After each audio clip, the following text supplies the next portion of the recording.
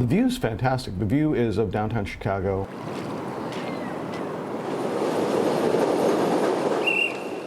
After the rush, a rush hour. Yeah, always running around, always working through traffic. Daisy Arashiba settles into his 2-bedroom, 1.5-bath apartment. The comic actor and musician calls this home and home office for, What, 7 years? but this year he discovered his nest Was that a falcon? expanded unexpectedly. Well, I'm sure you know the Chicago Housing Authority's like, that's not a legal bedroom out there in the balcony. Part of his 28th floor Lakeview apartment was taken over by a pair of squawky squatters. When they get together, they become kind of the Bickersons. It's like, what are you doing? It's like, I've been flying around hunting things. What do you got? I got something. I just killed it. You want to eat some? Sure. You know. Peregrine falcons are a bird of prey traditionally nesting in places like barren cliff faces. And I happen to have empty window boxes because I'm a terrible gardener. He branded the birds after famous musicians, Steve and Linda, because Steve Perry and Linda Perry. eventually discovering his new neighbors made more than music. And there are 4 chicks. There's Luke Perry, Katy Perry, Joe Perry, and because it's Chicago, Refrigerator Perry. The birds are federally protected, so it is against the law to move the nest. Arashiba has limited access to his balcony for about another month. That's when this feathered family could say farewell. Chicks that have been born here have ended up as far away as Ecuador. For now, the hum of traffic is part of the lullaby for 4 newborns. The Windy City providing a perch and one man providing the rent for some temporary tenants. So there they are. Unfortunately, I'm okay with it. Jeremy Ross, CBS 2 News. In the outer outfields of a ballpark built on history, a kind of Cubs throwback rounds the grounds of the friendly confines. It's a car to be seen. This is really cool. What's it doing here? Yeah, I'm back in the 80s. They point, they pull the cameras out. Pretty cool. I'm a huge Back to the Future fan. The pilot of his 1981 DeLorean is Tom Sidor. I'm the official time machine operator. So in 1985, when the movie came out, I had to have a DeLorean. I had no idea the car was still in existence. It speaks to something more important, and that is a Cubs victory. That passed Back to the Future 2 script at Chicago, winning it all in the present. We're here. Over the past 4 months, the team's play motivated this engineer by day to work hundreds of hours, day and night. Because there's a lot of parts to it, and you got to make sure they fit well. This is a Menards special. Mr. Fusion is purchased a la Amazon.com. Harnesses the energy from the flux field in the front to the flux capacitor. Do that, you get your 1.21 gigawatts, you're good to go. This thing is not a monster. It's got 130 horsepower. But what it lacks in go, it makes up for in show, turning heads and even snouts. A lot of smiles on people's faces, that's for sure. The number-focused engineer calls the movie's prediction mere coincidence. This is wild. Others wonder if it's where good fortune and good timing finally intersect on the north side. Fate, time, destiny. It is it. It is meeting. Jeremy Ross, CBS 2 News. The line was long, the wait was longer. We out here, man. Been here 3 days, 4 days, Mike, just for you, bro. Hundreds seeking scarce Michael Jordan shoes. Jumpman, Jumpman, Jumpman, them boys up to something. We're gonna keep one, maybe sell 2. 5 stores in the country receive the OVOs. People go crazy for those. It's very rare, very hard to find. But what Sabrina Curtis and family search for I didn't come here to buy shoes. isn't sold in any store. My faith and my heart told me that he was here. Sabrina's brother saw pictures of the long lines posted on social media and happened to spot a family member she hadn't seen for more than a decade. So I came from Waukegan. She walked around the lengthy line, getting help from strangers, There's like a culture. It's kind of like your family. Sneakers bring the whole world together, man. until one soul waiting for shoes was reunited with another.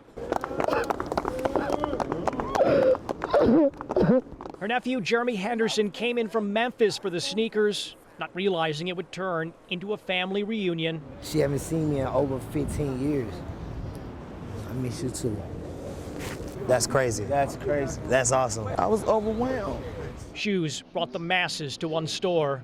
Not many can say it brought a family together. Michael Jordan never did nothing for me. And Mike's the man. Shout out to Mike. But in a sense, he has. He brought me closer, helped me find my relative. Jeremy Ross, CBS 2 News.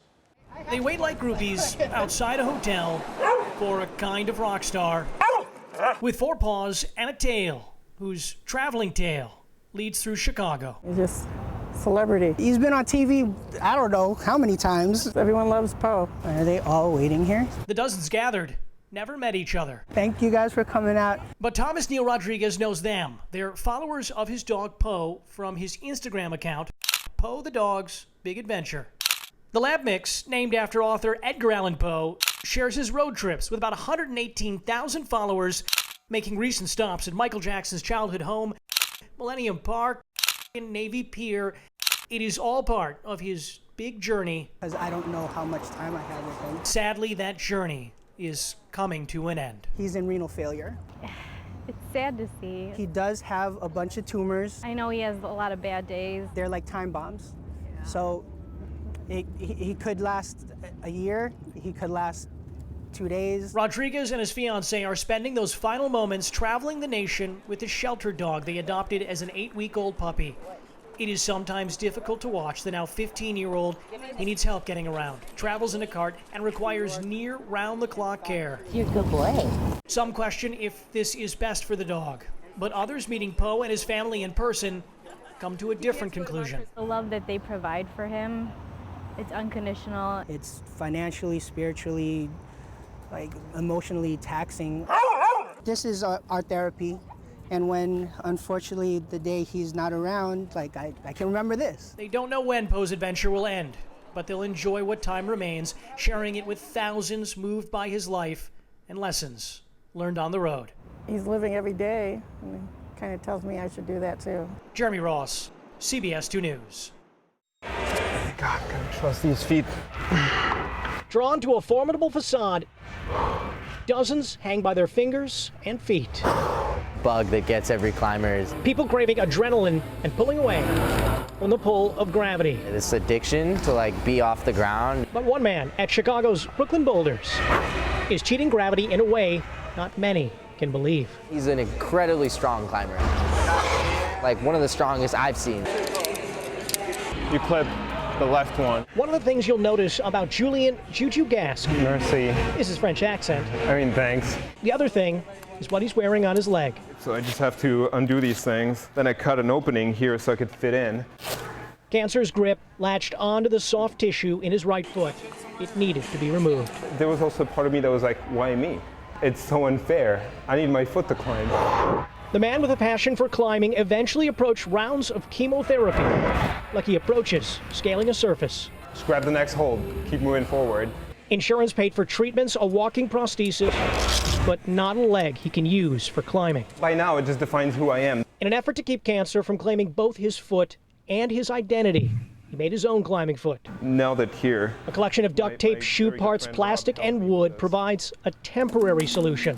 Friends convinced him to set up a GoFundMe webpage. The goal, to raise a couple $1,000s for a more permanent and professionally made prosthetic, donating nearly $8,000. it's a great feeling. Julian Gask proves perseverance comes in all forms. Sometimes you only need to look up to find it. Jeremy Ross, CBS 2 News.